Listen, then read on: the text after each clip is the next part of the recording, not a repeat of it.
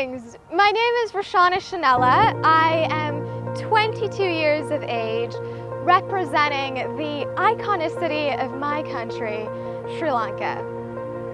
Aiboan.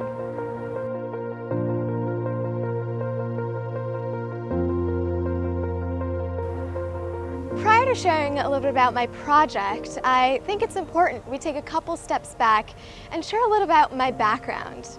Growing up in 3 different countries brought its challenges and rewards, yet ultimately it was a well-disguised classroom. It taught me that when the world is your classroom, culture and cultural awareness and your cultural identity is the best teacher. Research shows that qualities of a high-functioning society include acquiring a level of cultural literacy. It helps achieve greater economic prosperity, promotes social justice, and supports an effective democracy. However, many students, particularly those in rural, underserved communities, have a lack of exposure to such learning opportunities. Illiteracy is much more likely to affect the underprivileged more than the privileged.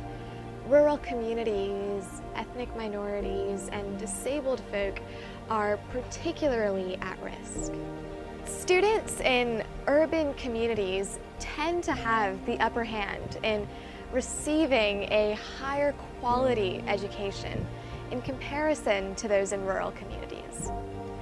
Research conducted by the United Nations Population Fund shows that when literacy rates are checked across the 25 districts of Sri Lanka, it becomes further evident that the rural sector is in flight compared to the urban sector. Lack of English proficiency is a key constraint affecting the employability of Sri Lankan graduates and is the most prominent barrier to opportunity.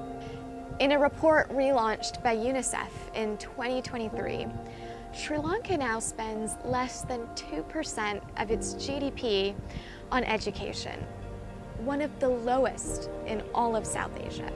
In an effort to change this narrative, I created my own children's book about Sri Lanka titled The Wonder of Asia. The Wonder of Asia takes the reader on an exciting adventure through Sri Lanka, celebrating the magic, the beauty, and the resilience of our culture.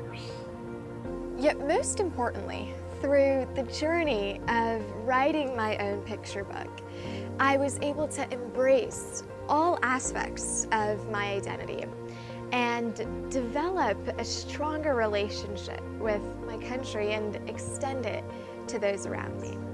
This is why I chose to collaborate with the Foundation of Goodness, an organization whose mission is founded upon taking a grassroots approach to uplift rural communities in Sri Lanka.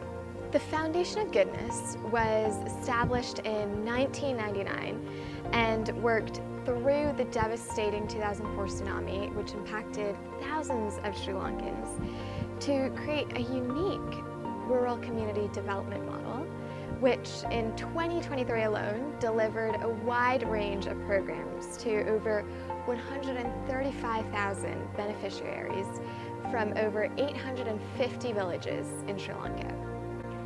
Using the funds I raised for my book, I reinvested it into developing and executing several workshops in partnership with the Foundation of Goodness. Together with the Foundation, we worked with over 100 students, ranging from preschool to early adulthood.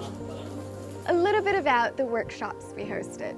The first workshop was hosted with 54 preschoolers, which included a segment on reading books, allowing them to explore different cultures and learn English through the power of picture books. The second was with 25 special needs students, which used storytelling to engender a sense of accomplishment by having them create their own hand-drawn pictures. And the final workshop was with about 20 middle schoolers, which adopted a play-based learning model to promote collaboration and empowerment through Lego building. The workshops varied based on the age group and skill level. However, the common denominator was that all workshops were rooted in literacy and empowerment. To me, literacy is more than just reading, writing, and numeracy. It's not merely about being literate or illiterate anymore. It's about having adequate skills to comprehend today's worldwide situations. It's about the literacy outcomes, pursuit of higher education, employment opportunities, and career advancement.